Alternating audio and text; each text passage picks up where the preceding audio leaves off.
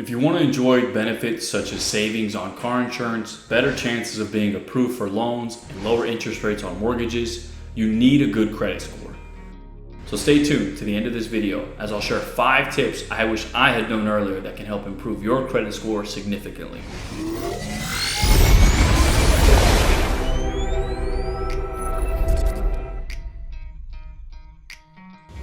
What's up, guys? Welcome to the channel. I'm Gilberto. As always, be sure to like and subscribe. Let's get into it. What are the 5 credit tips to help increase your credit score? Let's dive in. Tip number 1, become an authorized user. First of all, an authorized user is someone who is added to a credit card account by the main cardholder. You can ask anyone, preferably your sibling, parent, or relative, to make you an authorized user so you can benefit from the length of their credit history. Remember, this is an opportunity you would not want to miss out on because the length of your credit history contributes as much as 15% to your credit score, according to FICO score metrics. But even then, with that said, I must add that you want to ascertain some things before you start. Specifically, ensure that the primary cardholder has a good standing in that they have sustained a low utilization and made all payments on their credit lines on time. This way, you can get on-time payment marks to reflect on your credit score or credit report. Most importantly, you must ensure that the authorized user card reports the entire length of the credit history to the credit bureaus. Speaking of which, most credit card providers will do that. For example, Bank of America, Wells Fargo, and Discover. As for American Express, things are a bit different because they start giving you credit history only from when you are added as an authorized user. If you are young and you're watching this, you can be added as an authorized user even if you're under 18. So this is definitely something to consider if you want to start building excellent credit immediately. But still, be sure to confirm the age limits. Remember, even if you're young, the best thing about being an authorized user is you do not have to spend money on your authorized user card to enjoy the benefits. The same applies to any other authorized cardholder though. Now, let me reiterate an important tip. Find someone you trust to make their payments diligently, because if they miss, it negatively affects your credit score as well. Tip number 2, keep your credit utilization low.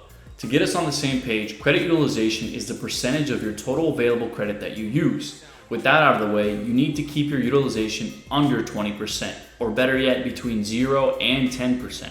And just to shake you up, credit utilization constitutes 30% of your credit score according to FICO score considerations. So you see why that's important. So suppose you have a $1,000 credit card. In this case, you want to keep your utilization below $300 to be under the 20% utilization mark. And for good measure, have a credit utilization below 30% by your statement closing date, because that's when credit card providers report balances reported to credit bureaus. Tip number 3, refrain from closing your cards. If you want to build excellent credit, avoid closing any cards, more if you're not incurring any costs. And why is that? Well, your credit score is determined based on the average age of your credit history. Let's elaborate on that.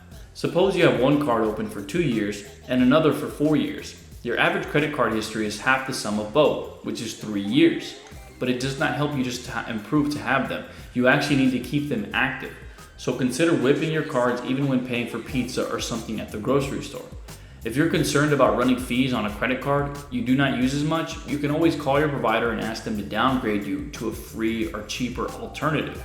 Tip number 4, make as many timely payments as possible. Another important tip for building excellent credit is making on-time monthly payments. And let me just give you some perspective here. If you own one credit card and you can get 12 on-time payments yearly, assuming you use it monthly, if you own 2 or 3 cards, that translates to 24 and 36 potential on-time payments. And since 35% of your credit score comes from your payment history, you want as many on-time payments to get it up. Even so, be cautious because your credit card issuer might be wary that you are borrowing from X to pay Y. Tip number 5, open another card only if you can manage it reasonably.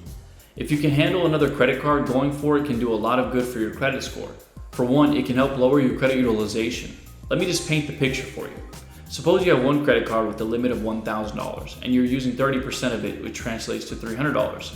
In this case, opening a new card with a credit line of $1,000 pushes your overall credit line to $2,000.